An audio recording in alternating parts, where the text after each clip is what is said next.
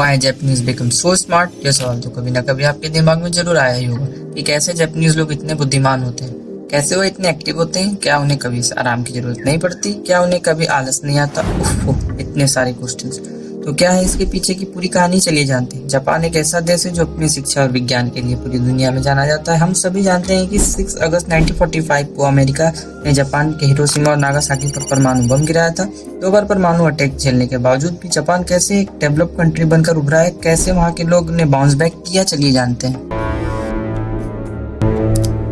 Number 1, शिक्षा प्रणाली, education system.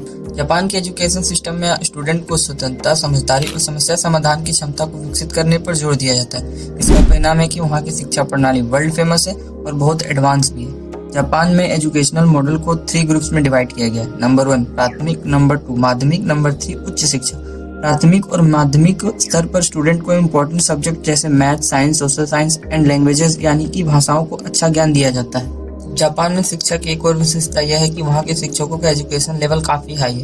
वह अपने कामों के लिए लगातार हार्डवर्क एंड स्टडी करते रहते हैं और डेडिकेशन के साथ अपने कार्य को पूरा करते हैं। जापान में डिजिटल पाठ्यक्रम, ऑनलाइन शिक्षा और कई एडवांस सॉफ्टवेयर का उपयोग किया जाता है। यह स्टूडेंट्स को तकनीकी दुनिया में एडवांस तथा स्मार्ट बनाते हैं। जापान के एजुकेशन सिस्टम का मेन एम वहाँ के लोगों की सोच में बदलाव लाना है। जापानी एजुकेशन सिस्टम एक बेस्ट एग्जाम्पल और रोल मॉडल है अन्य देशों के लिए जो अपने एजुकेशन लेवल को इस स्तर पर देखना चाहते हैं। नंबर 2 है साइंटिफिक रिसर्च। जापान साइंस के क्षेत्र में काफी एडवांस देश है। जापान के साइंटिस्ट का योगदान ह्यूमन के लिए एक अलग अलग फील्ड में काफी इंपॉर्टेंट रहा है। जापान भौतिकी वैज्ञानिक डॉक्टर शिनचिरो टोसा ने quantum magnetic resonance QMR imaging के क्षेत्र में काफी महत्वपूर्ण योगदान दिया है। उनके रिसर्च ने मरीजों के शरीर के इंटरनल संरचनाओं को समझा और उस पर काफी रिसर्च के बाद बेस्ट मेडिसिन बनाई, जिससे आप लोगों को काफी बेनिफिट मिला। डॉक्टर उज्जवल चोपड़ा, जिन्होंने सोलर सेल टेक्नोलॉजी में काफी इंपॉर्टेंट रोल दिया, जिसके लिए उन्हें अंतर्राष्ट्रीय सम्मान से भी सम्मानित किया गया। और ऐसे कई और जापानीज साइंटिस्ट रहे जिन्होंने लगातार वर्ल्ड को बहुत कुछ दिया। लेकिन अब आप लोग बोलेंगे कि स्टूडेंट्स और साइंस से जापानीज स्मार्ट कैसे हो सकते हैं। जैसा कि आप लोग थंबनेल देखकर आए होंगे, तो मैं आपको बता देना चाहता हूँ, किसी भी देश की डेवलपमेंट कम्प्लीटली उस देश के स्टूडेंट और साइंस पर ही निर्भर करती है। यह जितना एडवांस होगा वो कंट्री लगातार उतना ही ग्रो करती जाएगी। और वहाँ के लोग भी इस बात को अच्छे से समझते हैं, इसलिए वहाँ के लोग अपने देश के डेवलपमेंट में पूरा सहयोग करते हैं। जैसा वो जानते हैं कि वहाँ के लोग स्वस्थ रहेंगे तभी वहाँ के लोग अपनी कंट्री के डेवलपमेंट में मदद कर पाएंगे।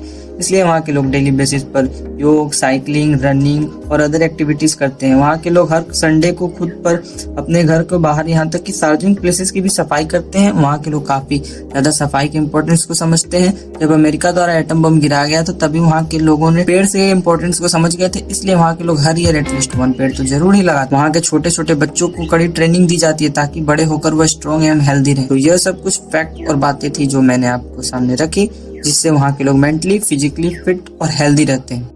वहाँ के लोग स्मार्ट है, जैसा कि आपने तमिल में भी देखा, लेकिन और अन्य फैक्ट भी हैं जो जापान को लगातार ग्रोथ करते रह रहे हैं। और गाइज आप लोग भी कमेंट कीजिए कि क्या और टेक्निक और टिप्स हैं जो जापान को लगातार कंटिन्यूअसली डेवलप बनाने में मदद कर रहे हैं। So this is the video, that's why Japanese become so smart. So if you love this channel and like this video, please subscribe. Thank you.